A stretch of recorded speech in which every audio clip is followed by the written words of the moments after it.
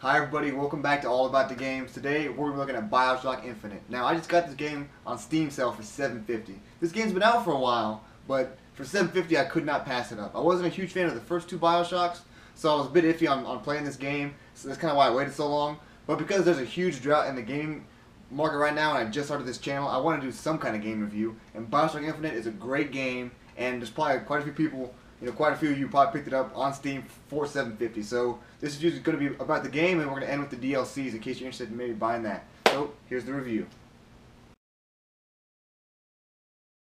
Alright, so first, let's look at the cons. Now this is a pretty dang short list, okay? There's a lot of pros, very few cons. But first and foremost, the story, which is great, but it's amazingly linear. You need to Robert Frost that shit. Give me some branching paths. I mean, listen, I get that when you're telling one single narrative that it has to be kind of consistent, but damn, give me something. Two, there is so little ammo in this game.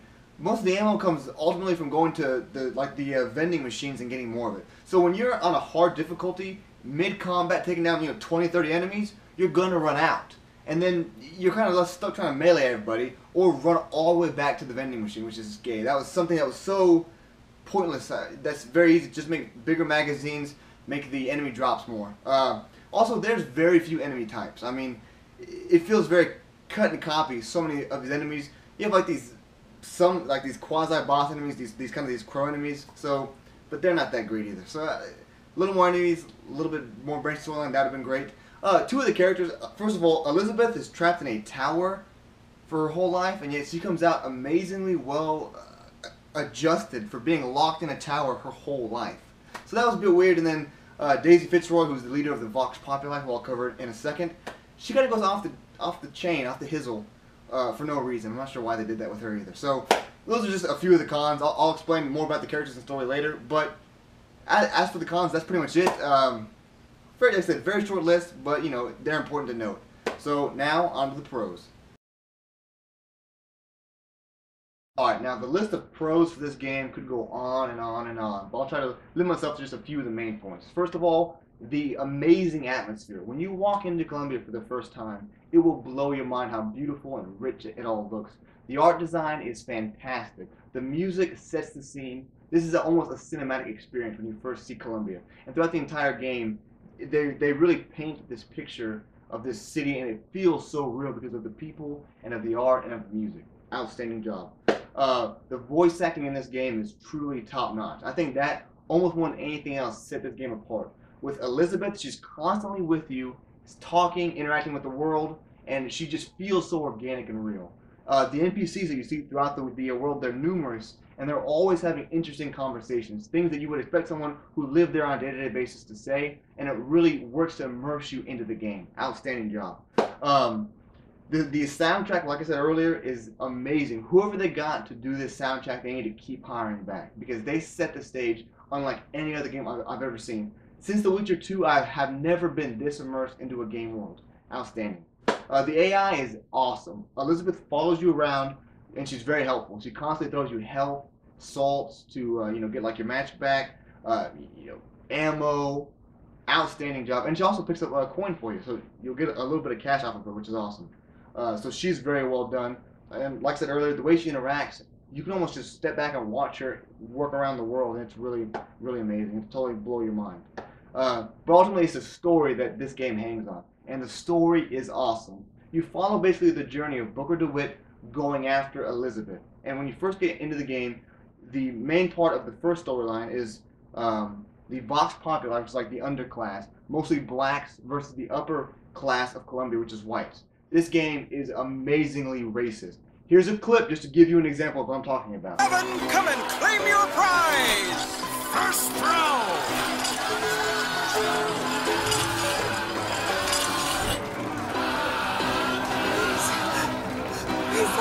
It was me! It was all me! Please! Please! Please, what are you doing? Come on! Are you gonna throw it? Or are you taking your coffee black these days? I know what you want! Now, as you can see, you go from choirs of little kids singing to amazing antebellum South level racism. you know, it's unbelievable when you first see it. It's crazy. And nothing will give you more pleasure than punching one of these racist guys in the face. The vultures have to lead our lamb astray! Disconnect! Disconnect! After seeing what happens in Colombia, you get really a good feel of why the Vox Populi are as pissed off as they are. And, like I said, so Daisy Fitzroy is the leader of the Vox Populi. She's the one kind of masterminding the revolt against the rich upper middle class of Colombia. And she's a really good character. You can tell that she's a character who was literally pushed to the edge. She's framed for killing Father Comstock, who's the leader of Colombia's wife. And she's very angry about it. And she helps lead the kind of like this revolution against the upper class of Colombia. So her character is well done.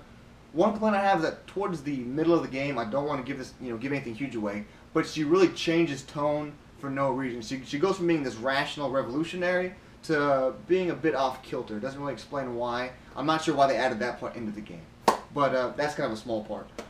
The other side of that coin is Father Comstock leading Colombia. Now, this is like I said, it's antebellum South, and there's these fascist overtones. Everything in this game screams ultra-conservative right wing. I mean, you have statues of George Washington, Jefferson. There's these, they're almost treated as gods in Colombia. It's crazy, and most importantly, they hate Abraham Lincoln. They actually have a gigantic statue of John Wilkes Booth. It's insane. I mean, the level of racism will scare you, but like I said earlier, beating these racist guys down is awesome. However, the Vox Populi part of the story towards the end gets completely looked over. It stops being about that struggle. And while I get where the storyline was going, they were kind of going for more than that. That was just a backdrop. I would, like a lot of people, like to have seen some kind of meaningful conclusion to see the Vox Populi kind of get their freedom. That would have been awesome, and we were kind of denied that. Now the actual ending to this game is mind-bending. It would take 30 minutes for me to try to explain it to you. The last 30 minutes they will inception the shit out of you, period. But that being said, it's still a good story, so once you do the end, take some time to breathe, think about it, maybe read an online article, because there are some good articles explaining how the story ended. But like I said, this game's awesome, and so now what we're going to look at is the DLCs. So if you're like me and you bought this on Steam for $7.50, you're probably asking the question, is it worth buying the DLCs? Well, hopefully this end of the review will answer it for you. So, to there.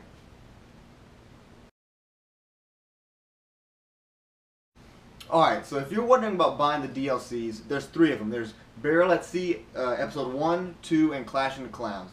Now, Clash in the Clouds is more of like an arena kind of combat. It's pretty much all combat. It's not so much anything about the storyline. So, that's not really relevant. What is going to sell the DLCs for you possibly is if you really care about the Bioshock story. The first DLC doesn't so much add anything to the game. It's kind of its own little inclusive component.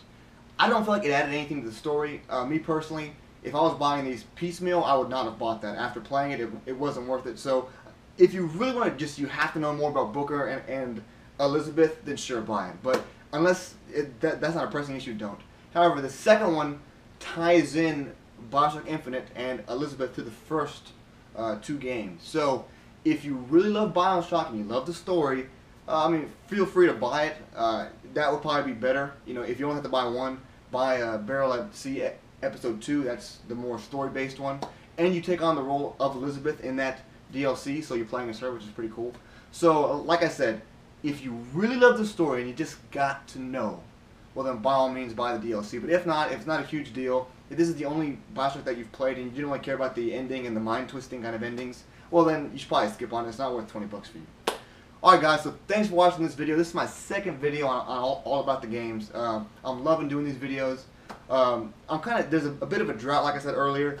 Not that many good games are coming out till September and November and October, so I'll have to wait till I review new stuff. But if there's any game you want me to review now, feel free to leave it in the comments or send me a personal message. So, like always, thanks for watching this video. I'll see you next time on All About the Games. By and by is a better